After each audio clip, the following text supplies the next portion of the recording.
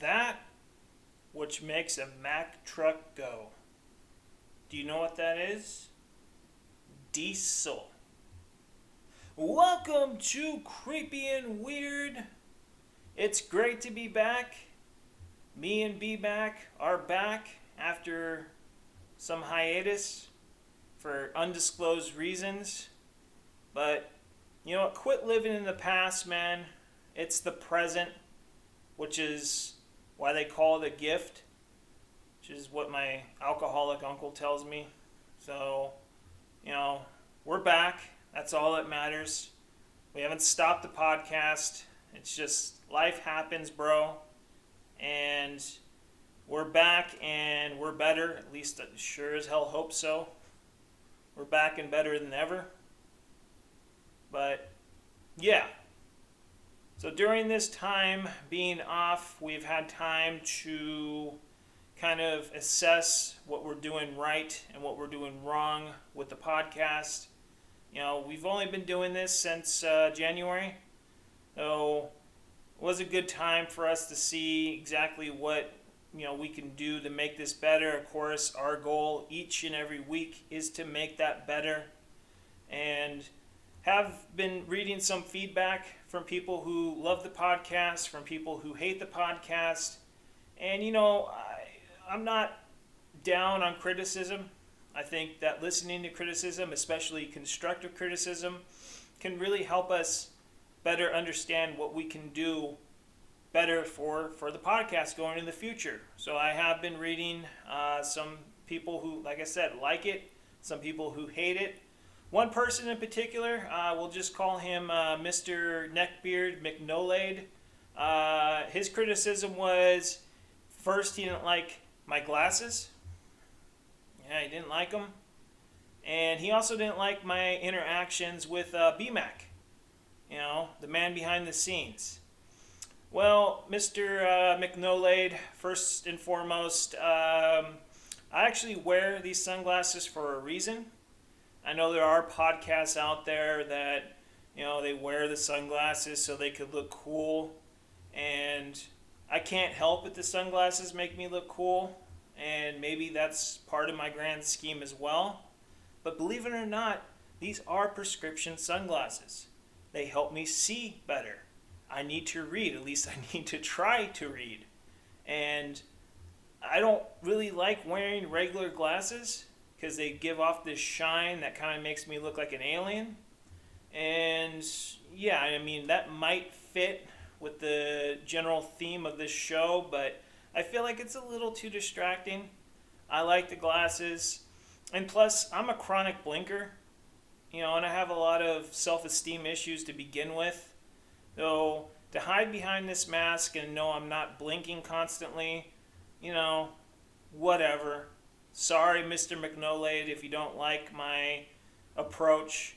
There are other YouTube podcasts out there that you could watch where they're not wearing sunglasses. And some of them actually have neck beards as well, so you might be able to relate to them a little bit better. But you know what? I didn't even take too much, I don't know. I didn't take too much offense to the glasses, whatever. You don't like that, whatever. I don't care. What I took offense to the most was my interactions with B-Mac, the man behind the scenes. And it's like, what, B-Mac is supposed to sit there like a freaking mute? I know he doesn't talk, but guess what? B-Mac is my fall guy. He's my heckle fish. Is he supposed to sit there like a freaking mute and, not say anything? Like, yet again, he doesn't say anything, but he's here. I can't act like he's not here. He's making this just as possible than I am. So I think it would be offensive to him, and I am offended for you, B-Mac, because Mr. McNobeard doesn't appreciate that you're here, I guess. Maybe he wants to be behind the scenes, but I don't think he would add much other than, I don't know, maybe some anime tips or whatever. That's enough insulting Mr. McNobeard. I hope you get laid one day, my friend, but, whatever. I'm not being possessed by lizard people, I don't think. But we're back, man. And that's what's, It's awesome. God, I feel great to be back. I didn't like being gone for so long, but fucking life happens, and it happened, and it's gone, and now we're here, and it's glorious. So let's continue with the matter at hand. Did I get into the intro? Thank you for watching Creepy and Weird. I am your host, Hippie Steve, the man with the glasses, the man with the hat, the Mack truck diesel, and I got my boy B-Mac on the attack behind the scenes, and we're going to keep riding this train of the absurd until the wheels fall off, baby. And so with that out of the way, we're going to cut the fluff for this week, and we're going to just try to go forward. We'll continue doing this as a weekly podcast until we run out of themes. God, even the Y-Files, they're doing, contemplation, or what do they call it? Contemplation, they're doing a best of. I don't have any brain fog anymore. I just, I got a lot to say, but, they're running out of freaking material. But, of course you run out of material when you're doing shit each and every single week. So, it was probably a good thing for us to take some time off. But I've definitely had a doozy in plan since a few weeks ago. I wanted to do it, but, yet again, stuff happens, and we're back, and we're going to go from there. Thank you to all the supporters of this podcast. It's greatly appreciated. I know I've mentioned names. My Uncle Garland, who I will talk about actually in this episode, is apparently a big fan, and I owe my Uncle Garland so much for who I am, and we'll get into that more. But with further ado, we will talk about the subject at hand for this episode, which we will be talking about the psychedelic substance known as salvia. Now, salvia is an extremely weird substance. Of course, everybody knows about DMT because of Joe Rogan. They know about ayahuasca. They know about LSD. Salvia is kind of one of those weird things where it was a big thing there for a while. It's actually known as, if you really want to get, real technical with it, the term is actually called Salvia Divinorum. I think there's a lot of different interpretations of that, but the best interpretation I've read is it's called the diviner's sage. Salvia is a sage, and Divinorum is, you're divining. And it's the salvia, or it's the sage of the divine. And, of course, it's known mostly just as salvia.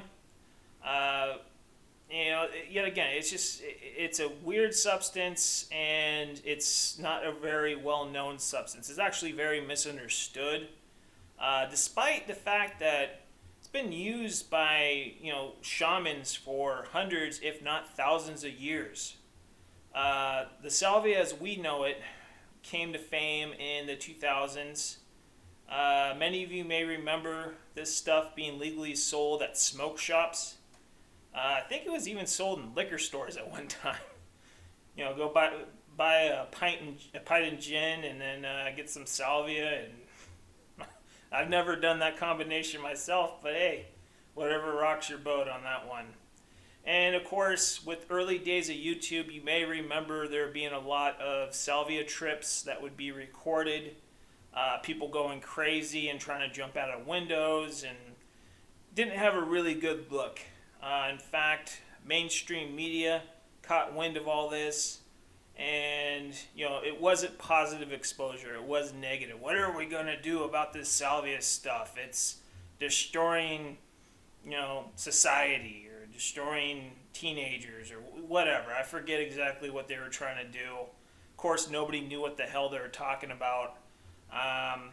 But yeah, this is going to be more of a personal story for me, more than just a history trip with salvia, because I owe a lot of who I am today because of my experiences with salvia. I've done salvia a lot of times. And before I begin into that, I just want to make clear that I am not promoting the use of salvia. I actually do not recommend anybody to try salvia. I really don't. It's, kind of going back to why it was such a, a substance that caused a lot of issues back in the 2000s was, like I said, this stuff was being sold in smoke shops and I think liquor stores, and people, I believe, thought it was like a legal form of weed, cannabis. And as a person who has done a lot of cannabis and as a person who has done a lot of salvia, I can assure you there are no two separate things in this world as far as psychedelic drugs, if you want to consider cannabis a psychedelic drug, that are further apart in its effects than cannabis and salvia. I mean, really, to look at it like this, cannabis is one of those things, you smoke it, you kind of get silly, you get the munchies, and then you watch like SpongeBob SquarePants for 8 hours. Which, there's nothing wrong with that. I've done that plenty of times. But, are you feeling it now, Mr. Krabs? But with the salvia, on the other hand, no, it does not make you silly. It certainly doesn't give you the munchies. And if you try to watch SpongeBob SquarePants while on salvia, best of luck on that one, because I don't even think you're going to know how to work the freaking remote after you ingest this stuff. So my experiences with salvia really started back in 2015. A couple years prior to that, I started really getting into my experimentation with different psychedelic substances, such as LSD. I tried LSD for the first time during the summer of 2013. I was just really curious about that substance. I'd never done it before, never really did a psychedelic before. And I decided, why not try LSD? And I did it. I had some positive experiences. Still don't recommend anybody to try LSD because it's illegal. So there's that.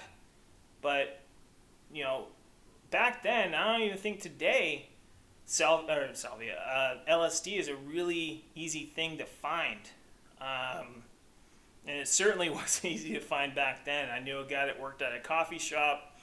He had a connection, got it from him a couple times, and like I said, had very positive experiences, and then it kind of went dry after that. And so I started looking into other potentially psychedelic substances that might be able to replace LSD. I started experimenting with morning glory seed, San Pedro cactus. Morning glory seed probably was, of those two substances, I had the most success with. Morning glory seed was kind of like a LSD light type of experience. And then with San Pedro cactus, really didn't get anything too profound with it. I remember sitting there one time by a bed of flowers, and for about 10 minutes the flowers kind of had the colors really popped. I went, okay, I am feeling it now, Mr. Krabs. And after that 10 minutes, it just went away. So probably wasn't taking enough. Probably wasn't making the substance right. I'm not quite sure.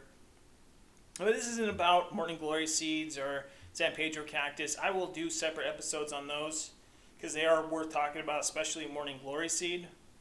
But being at a smoke shop back in late 2014, I saw that they were selling salvia.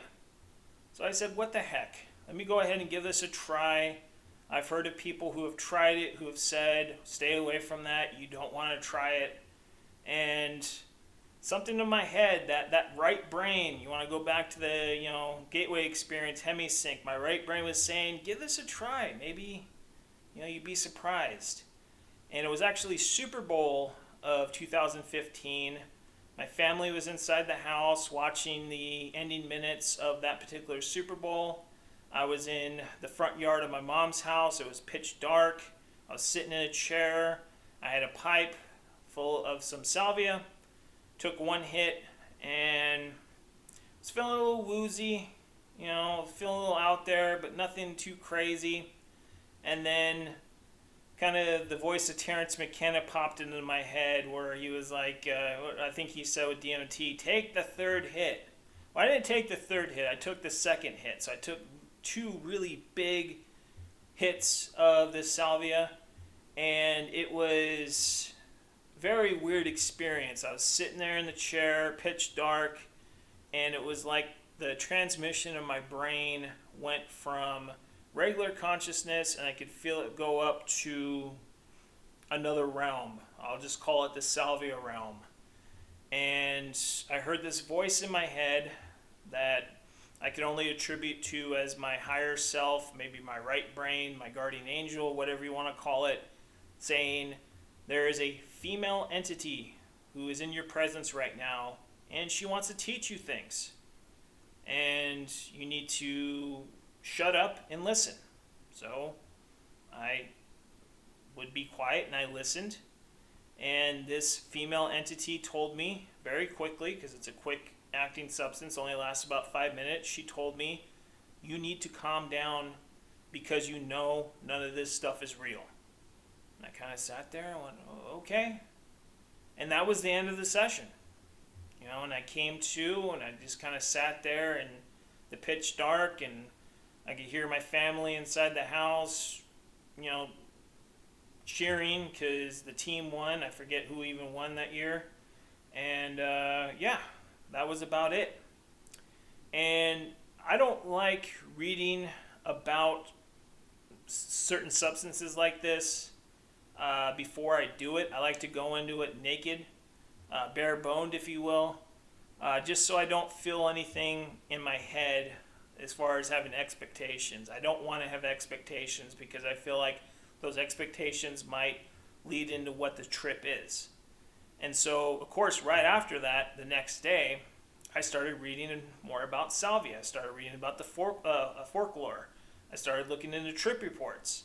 And especially with the folklore, this substance actually comes from, I believe it's the Yucatan Peninsula, down by Mexico way. And one of the first things I read about it was they say that there is a female presence behind salvia known as the shepherdess. And right as I read that, the hairs on my arms stood up. I started getting goosebumps. And I'm like, that's, to read that, to know prior to that there's a female presence behind this substance, and then to read afterwards that yes, there are countless people who have had this experience with a female presence, led me to realize that yes, what I experienced was real. So of course I would go back into it. And I would say my first 5 trips on salvia, relatively pleasant. I know I've talked about, this not being the most pleasant of experiences, but I mean, pleasant could be relative, I guess. I don't know. It wasn't anything where I felt like I was in danger. Almost I felt like I was in the presence of something that was so beyond me that I had no other choice but to just sit there and listen to what she said. And the stuff that she would say, she would be kind of insulting, which is ironically something that I guess she does. And when I talk about she, that's the spirit behind salvia, this female entity. And we'll just call her Lady Salvia from this point on. There was really this school motif that I would experience during my first 5 trips on salvia. I remember one trip in particular, really the only thing that happened was I remember following this little girl skipping down a hallway at some sort of school, and it was like she was going to class. And like I said, that's the motif. It was like you're in the classroom, and Lady Salvia was the teacher. and she would tell you certain things. And I got to the point where I was feeling comfortable enough to where I kept coming back and coming back. And maybe after about my 8th trip, I decided let's kick it up a notch. Let's see really how I can make this be maybe a little bit more. Which of course I was, probably going to be more than I bargained for. Where I was living in Southern California, I was living right next to a mountain, real cavernous mountain, a lot of tunnels and stuff like that. And there was this particular tunnel I like to hang out in where I would do, a little bit of this and a little bit of that. And I decided, well, go ahead and try salvia there. So one day I went there, smoked some salvia, and right as I'm slipping into the salvia realm, I realized, might actually be a bad idea. Because living down in Southern California in these mountainous areas, this is actually known as, cougar country. Not cougars like Real Housewives of whatever fucking city, they have now, but cougar as far as they'll rip your guts out. And I'm thinking, well, a freaking cougar could come in here and do whatever they want. A park ranger could walk in and see me going, and I'll get arrested. And I'm like, okay, this is a bad idea. And then all of a sudden, Lady Salvia is like, okay, you're back. Now it's time to start taking you out of your body. I went, what? Like, what is this all about? And I could literally feel her taking my, consciousness or soul or whatever you want to call it out of my body. I could literally feel it being ripped out of my body. And I'm like, whoa. Like, this is not what I signed up for. Like, I'm not ready for this. Like, please. Like, I'm an idiot. Like, I could feel my head going back, and there was nothing but a bunch of jagged rocks behind me. So I'm like, I could fall and hit my head on a rock. I'm like, please, just let me go. And, she would throw some insults at me, call me a dumb monkey. And, but ultimately, she let me go. So there you go. And I remember crawling out of that tunnel, and cave, I should say. And I just remember looking around going, what the hell just happened to me? And it was a very alarming experience. And one thing I thought about after that experience was Timothy Leary would talk about set and setting.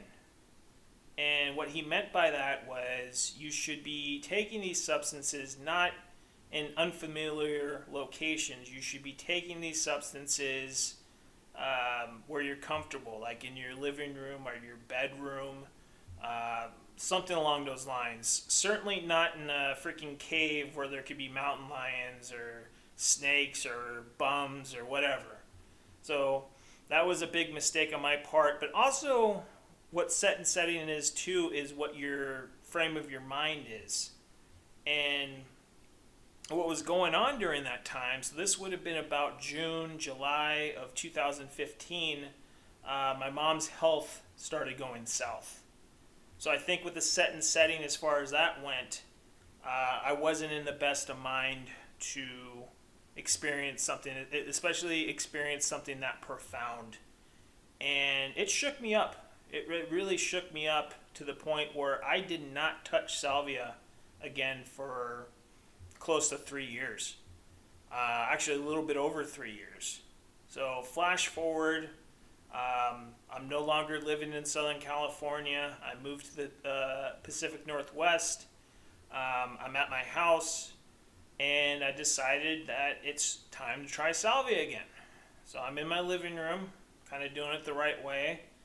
And I'm thinking 3 years has passed. It's long enough to where I can, maybe start from scratch. Maybe I'd have some of these more pleasurable experiences before we start getting into the out-of-body stuff. So I took 2 big hits of salvia, and it was almost like my experience from salvia in 2015 was on pause. And when I tried it again, this was in 2018, it was all of a sudden Lady Salvia was back going, hey, okay, you're back. All right, right time for that out-of-body experience. I'm like, what the fuck are you talking about? You know, what about this school motif? Why don't I follow a little girl down a hallway or something? Like, why am I just being pulled out of my body? I'm not ready for this. And took more jostling. And I think I kind of let Lady Salvia down at that point. She threw some more insults at me. I don't know if she called me a dumb monkey or not, but she's like, all right, doesn't look like you're ready for this. So she let me go. And I wouldn't try Salvia again for about 3 more years. So now we're flash forwarding to 2021. I don't know what caused me to decide to start doing Salvia again around that time. I was having some issues in my life where, you know, dealing with existential crisis and stuff like that. And I'm thinking maybe, you know, this can help me. Even if I'm being pulled out of my body, maybe this could help me with my existential crisis. Maybe showing me that there is more to life than this material thing that we live. And so I came back into it, and I just handled it a lot better. I think one of the reasons why I handled it a lot better was when I did Salvia prior to this time I did it in 2021, I would sit up. And if you notice, when you watch those YouTube videos, those old school YouTube videos, when people are like jumping up and trying to jump out their window, they're usually sitting up. So I decided that anytime I would smoke it, I would just lay down. And even if I would get too freaked out, by that point, I didn't have any motor skills to where I could just jump up and decide that, you know, this isn't for me. So, yeah, I started having much more pleasant experiences. Pleasant, yet again, is a relative term. One thing that I have experienced, and I have read trip reports that have shown that this is true, there's a very chanting-like aspect to being in this realm. And one thing that would be chanted to me was, you don't belong here. You don't belong here. You don't belong here. And I was like, okay, I guess I don't belong here. I don't know. But for some reason, I guess that right side of my brain said, keep trying, keep trying. And so I would go back in and I would try it again.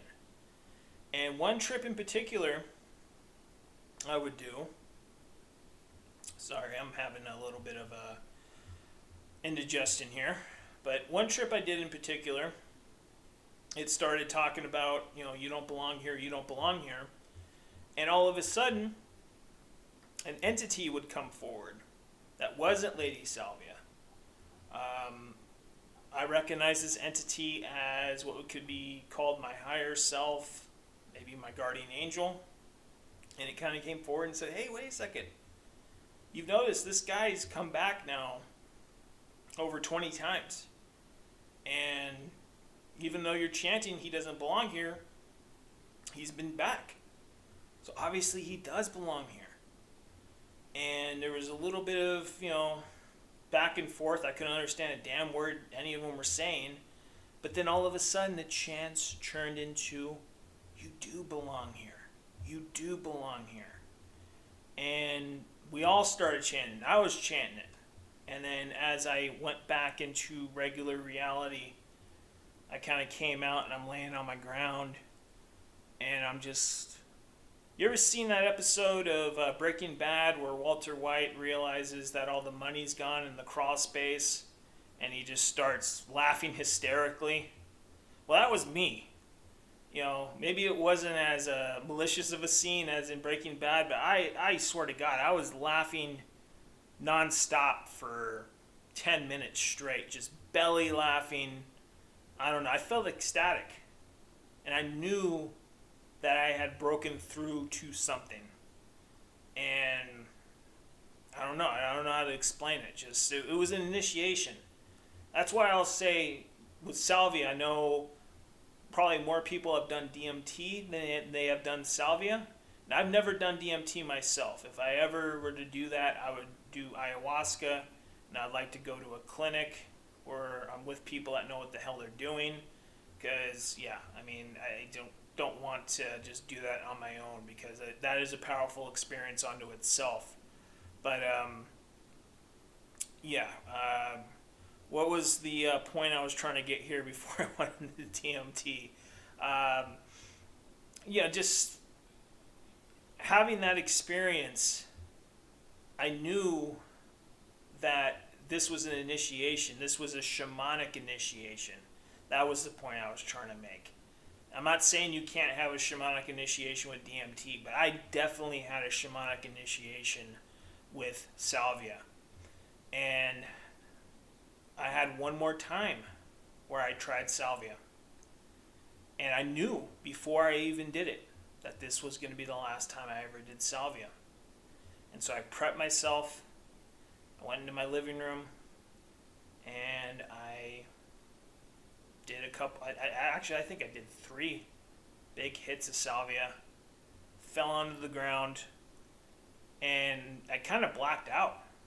I don't even remember really falling on the ground. I just remember falling back, and all of a sudden, I'm somewhere else.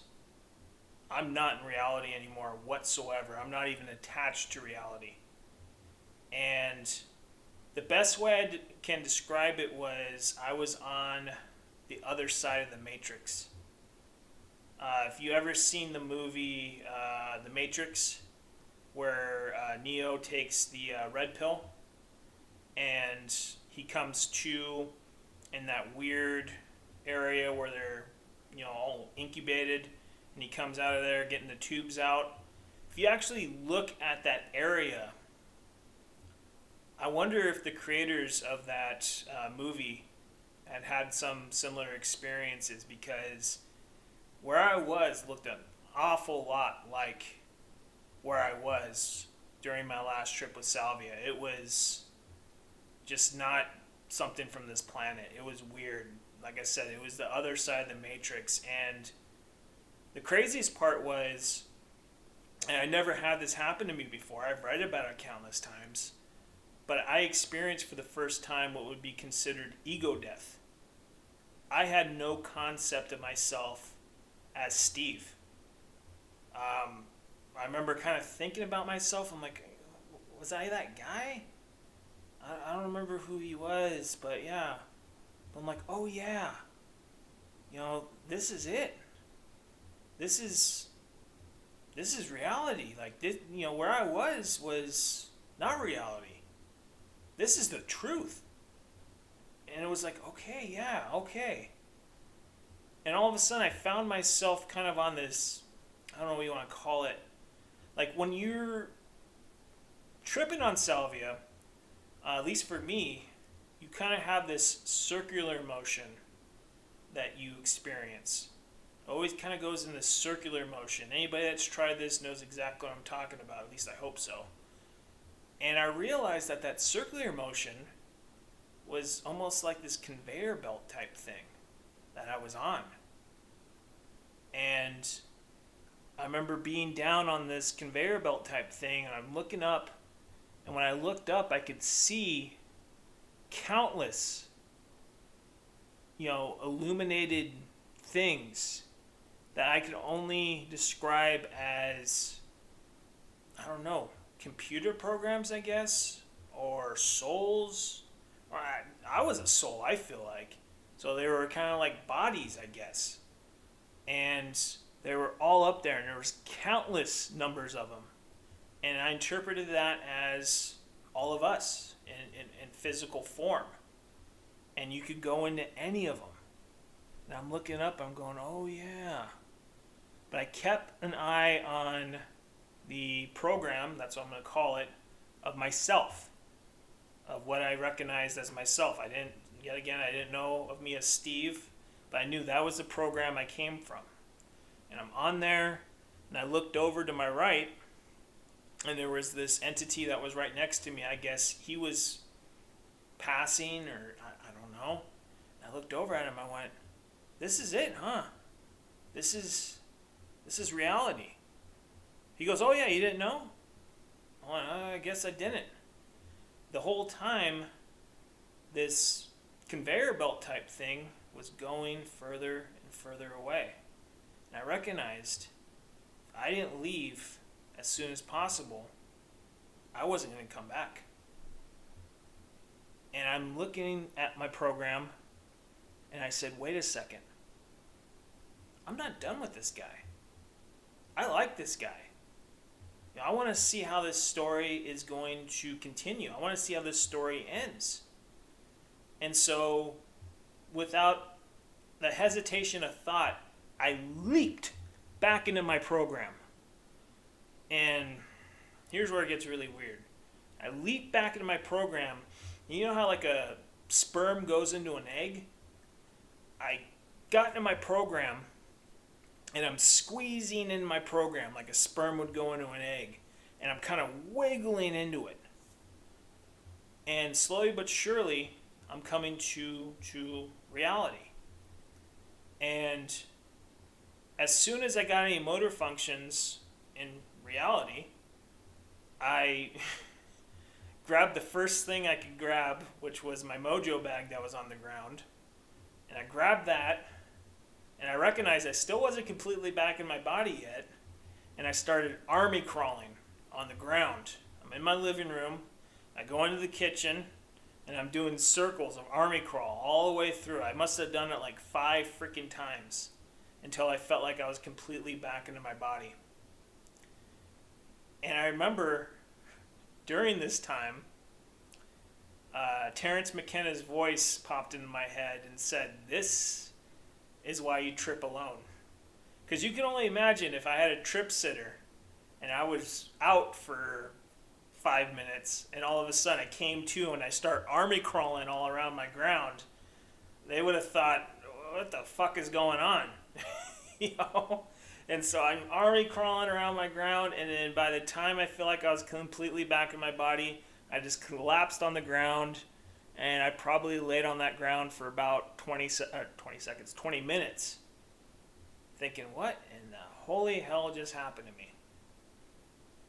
And that was my final and 23rd trip on Salvia. Good old Robert Anton Wilson never fails. And I can't say that, my life has been perfect since then. I've gone through a lot of trials and tribulations since then. But when stuff gets really, really hard for me, I go back to that moment and I realize that there's a lot more to life than what meets the eye. Is there life after death? I think so. When you have this thing called ego death and you have no comprehension of who you are as a physical flesh and blood person, but you're still alive and you're still conscious, to me that means something. You could say that was a hallucination, but I've had some freaking hallucinations before. I've had some fever dreams before. I've had some crazy things happen to me before, as I discussed prior. I've never have had anything remotely close to that happen to me before or since. And I'll never try Salvia again. And not because I'm scared, but because I feel like job accomplished. Lady Salvia taught me exactly what I needed to know, what I was trying to achieve through this process. And that's really about it. We're getting close to the 40-minute mark here. And honestly, I don't think there's more I can say about it. I know I talked about a story with Garland, my Uncle Garland, that I was going to get into. I kind of got lost in the sauce when I'm going through everything else. But kind of cap off why I don't recommend anybody doing this if you're not prepared was when my Uncle Garland and I did Salvia back in 2015. He was like my hippie mentor. And he never did Salvia before, and him and I tried Salvia, and I went through my trip, got back out of it in about 5 to 10 minutes, but my Uncle Garland took him an hour and a half to get back to baseline, and I really thought that he wasn't coming back from that. And I ended up bringing him back home. He seemed like he was doing all right. So, I lived 60 miles away from where he lives, and, we'll follow. Thank you for watching, and we'll see you. Hello! Fuck. Creepy news. Creepy and weird. Creepy and weird family. Hello. Thank you, Hippie Steve. I am now in your reality tunnel. If you're watching this, that means you're watching from your laptop, your computer, or your phone. That means that now I am in your reality tunnel. Thanks to Robert Anton Wilson, Hippie Steve. This is the real news. Sorry, the real fake news. Now, what do we go over here on the real fake news? BMAC, what do we do? What do we say? Breaking news. Investigators have concluded that Lee Harvey Oswald did indeed assassinate JFK. No, I'm just kidding. That was PSYOP, false flag. The CIA invented the Discordian Society. Kerry Thornley, they told him to do it. Don't you understand? Robert Anton Wilson was CIA. Alan Watts was CIA. Terrence McKenna was CIA. Aldous Huxley was CIA. John Lilly, funded by NASA. Hey, let's not get into the real news, like 1 second.